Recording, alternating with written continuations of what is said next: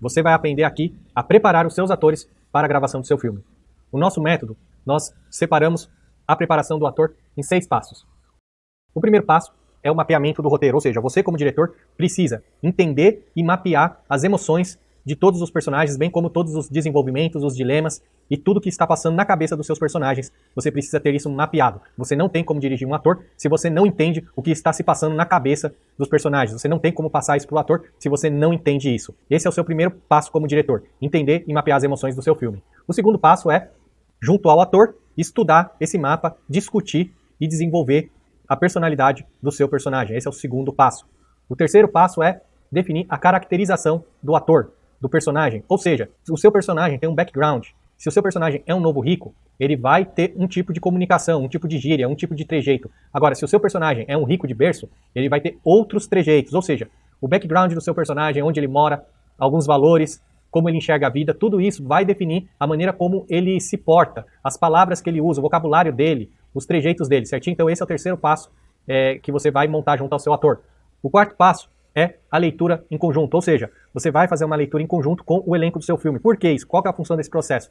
Cada ator, ele acaba falando de um jeito, de um ritmo. Então tem um ator que fala mais rápido, tem outro ator que fala um pouco mais lento. E é importante que nesse processo de leitura em conjunto, os atores, eles equalizem não só a maneira como eles atuam, mas o tom também e também os ganchos de entrada. Quando que um ator entra com a frase, quando que o ator entra com outro beat. Esse processo de leitura em conjunto vai entrosar os atores. Então o quinto passo é a marcação dos movimentos, ou seja, esse já é um passo pré-set. Toda cena de cinema, ela inclui movimento.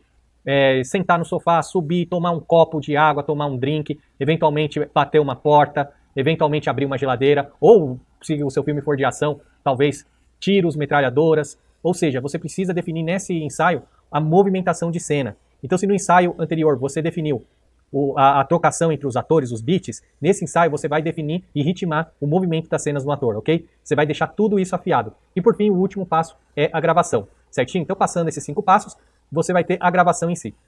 Na diária de gravação, você não vai ensaiar os atores. Por quê? Porque eles já estão ensaiados, eles já estão prontos, você já fez a lição de casa. O que você vai fazer na gravação é basicamente passar a cena para que os atores eles entrem no personagem. Como que funciona o processo de passagem de cena? É simplesmente, quando já tiver tudo montado, luz, câmera, você vai pegar seus atores e vai simular a gravação da cena, só que sem gravar. 1, 2, 3, 4, mais ou menos lá para a 5ª vez, os atores já vão estar muito afiados. Então nesse momento você já pode dar REC e rodar o seu filme, certinho? Então esses foram os 6 passos para você preparar o seu ator. Então, agora a gente vai falar com um pouquinho mais de detalhe, um pouquinho mais de detalhes cada um deles para que você entenda melhor. Então, como você bem sabe, o primeiro processo é o mapeamento do seu roteiro. Vamos entender isso na prática usando uma cena aqui do filme Wanderlust. Quando você pega para ler um roteiro, você tem as informações que estão escritas no roteiro, mas você tem também as informações subentendidas, ou seja, as informações que não estão escritas no roteiro. Essas informações subentendidas são chamadas de subtexto, ou seja, o que está passando na cabeça do seu personagem e que nem o próprio roteirista foi capaz de enxergar.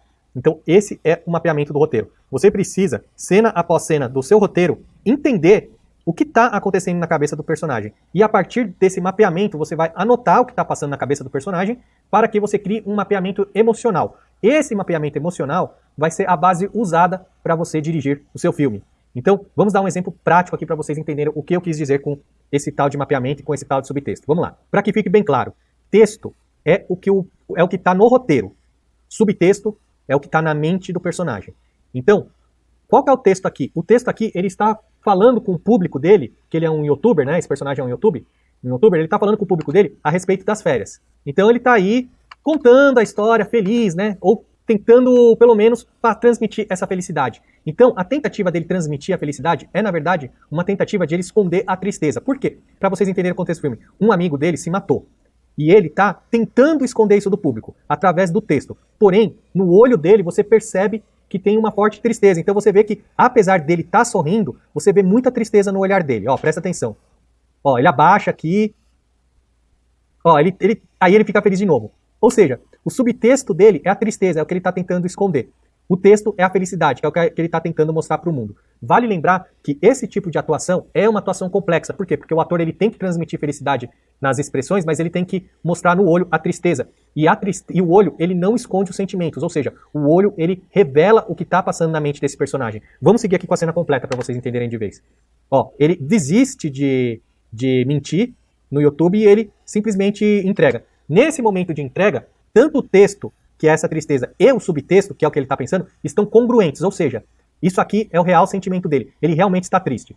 Quando aqui ele estava feliz, só que a mente dele estava triste, ou seja, ele estava com uma capa de feliz, mas na mente dele ele estava escondendo uma tristeza, isso aí é quando o subtexto e o texto estão incongruentes. E quando isso acontece, você tem uma chamada atuação mais complexa. Por quê? Porque é uma atuação em que o ator ele é obrigado a trabalhar dois tipos de sentimentos antagônicos. E isso é uma atuação complexa e que faz com que o seu filme fique mais complexo, mais realista. E por que isso é um tipo de atuação que remete à realidade? Porque nós, seres humanos, estamos sempre fazendo isso. Nós estamos sempre tentando criar, tentando passar uma informação e tentando esconder a nossa verdadeira natureza. Quantas vezes você não estava abatido e quando uma pessoa perguntou se você estava bem, você disse que estava bem? Quantas vezes no trabalho você teve que mostrar estar animado? Quantas vezes você foi ver a sua namorada e você estava desanimado, você não queria ver ela aquele dia por qualquer motivo, mas você precisava se encontrar e mostrar felicidade para ela, então você teve que usar o subtexto. Isso é uma coisa que nós humanos fazemos todos os dias. E o mais interessante desse tipo de atuação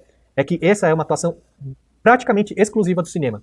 Por quê do formato do cinema? Porque o cinema, ele permite você focar e espremer o plano no rosto e ter um plano do rosto. E com esse plano você consegue enxergar o brilho do olho, essas nuances do olhar. No caso de um teatro, muitas vezes o espectador está a mais de 10 metros de distância do palco. A 10 metros de distância do palco, você perde essas nuances.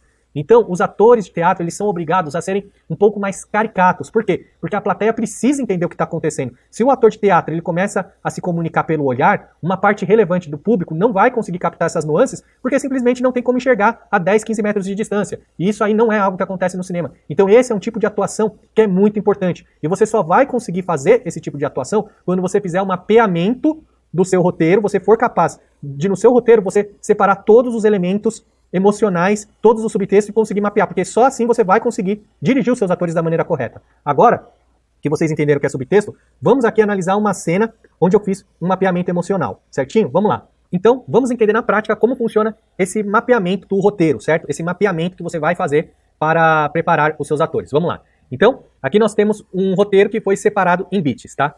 O que são os bits? Os bits são as unidades da cena, a unidade mínima da cena. Ou seja, cada acontecimento da cena é um bit.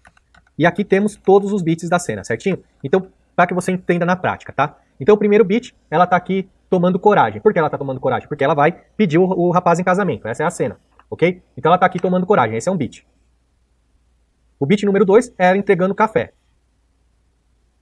O bit número 3... Ó, aqui é o bit número 2, ela entregando café. Ela entregou café, beleza. O bit número 3 é ela pedindo em casamento. Beleza. Então você entendeu o que é um bit. Um bit é uma unidade mínima da cena, tá? Que pode ser medida por uma ação, por uma mudança de estado, ou também pelo diálogo, por assim dizer, certinho? Então cada bit, ela representa um avanço na cena. Beleza. Agora vamos fazer uma análise completa dessa cena, bit a bit, e também vamos discutir também os subtextos. Aqui os subtextos dessa cena. Como você pode ver, é uma cena complexa, tá? Então vamos lá. Vamos aqui discutir parte a parte dessa cena. Nessa primeira parte, ela tá tomando coragem por conta que ela vai pedir ele em casamento. Então ela pega o cafezinho e usa o café para se aproximar dele. Ó, então ela tá aqui esperançosa, né? Serve o café, ele recebe. Aí ela pede ele em casamento. Na hora que ela pede ele em casamento, ele fica surpreso. Ele fica surpreso. Olha só como ele tá surpreso. Ele não gostou muito dessa ideia, então ele rejeita só com o olhar. Ó como é que é cinema. Cinema é só pelo olhar, entendeu? O olhar não mente, ó. Aí o que ela vai fazer? Ela vai tentar negociar. Então ela solta a frase aqui. Você pode conseguir o passaporte europeu. Ela ainda está tentando negociar. E aí ela fala, você pode trabalhar na empresa da minha família. Isso é ela negociando. E ele pula fora. Ele pula fora. E olha como ela percebe que a negociação não deu certo. E olha como ela percebe que a negociação não deu certo. E olha como é que fica a cara dela. Aí ele vai consolar ela. Que ele tá desconfortável. Como que ele consola? Falando o nome dela e... Ó o olhar de dó, de pena. Olha a pena que ele tá sentindo dela. Aí ele tenta fazer um carinho, é uma pena que ele tá sentindo dela. Aí ela tenta desbaratinar, mas na verdade ela foi humilhada. Ó, o que ela fala aqui? Foi só uma ideia. Ela tenta desbaratinar, foi só uma ideia. Aí ele sai fora. Aí ela já tá humilhada. O beat dela é humilhada. E aí o que acontece com o nosso personagem? Ele começa a tomar coragem, que agora ele vai fazer um pedido muito complicado, depois de rejeitar o casamento dela. Ele vai pedir 150 euros. 150 euros pra ela. Por quê? Pra ele pegar o avião e ir embora. Ou seja, ele vai pedir o dinheiro pra ele sair da vida dela. Aí ela fica perplexa. Ela fica perplexa. Aqui ela tá perplexa. Agora ela vai se vingar. Próximo beat é vingança. Aqui é a vingança dela. Como que ela vai vingar? Desprezando. E aí depois da vingança, ela fica inconformada. Então ele se sente culpado, super desconfortável, ele tenta olhar pra ela, ele vai pegar a mala, e ele vai olhar, ele vai meio que tentar consolar de novo, ó. Ele vai tentar consolar de novo, só que ele decide sair fora. Ele sai fora, ele abre a porta e sai aliviado. Agora ele sai aliviado. Fechou a porta e caiu fora. Nesse momento aí ela não aguenta. Acabou pra ela. Agora ela olha o amado pela janela, saindo fora, aí ela fica muito triste. Aí não dá. Agora ela pode se soltar, ela não precisa fingir que é forte. Beleza? Então essa cena. Essa cena que vocês acabaram de ver é uma cena que tem 1 minuto e meio, tá? No tempo do filme. Porém, é uma cena que tem, vamos contar aqui, 1, 2, 3, 4, 5, 6, 7, 8, 9 estados emocionais. Esperançosa, surpresa, perplexa, desesperançosa, humilhada, novamente perplexa, vingativa, inconformada, depressiva. Você tem 9 estados emocionais. 9 estados emocionais. Já no caso do rapaz, você tem... Ele começa desconfortável. Por que ele começa desconfortável? Porque ele já tá pensando em terminar com ela. Ele tá pensando em terminar com a namorada. Então ele tá pegando força, ele tá olhando a janela, ele tá olhando a liberdade dele, ele tá querendo sair fora. Ele olhando pela janela é simbolismo pra tipo assim, eu quero sair daqui, eu quero sair dessa casa, não quero conviver com essa pessoa. Então ó, você tem o desconfortável, aí você tem o surpreso, você tem o novamente desconfortável, a pena, né? A pena, né? Quando ele vai consolar ela. Aí depois ele toma coragem. Aqui ele tá tomando coragem, nesse momento ele tá tomando coragem, ele tá aqui, respirando, ensaiando o que ele vai falar, tomando coragem.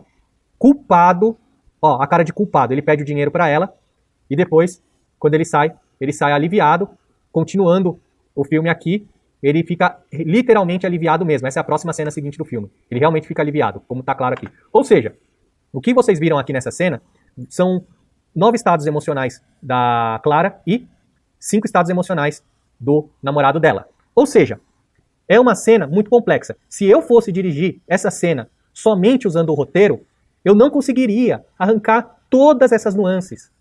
Você consegue entender a potência disso que eu estou explicando para você?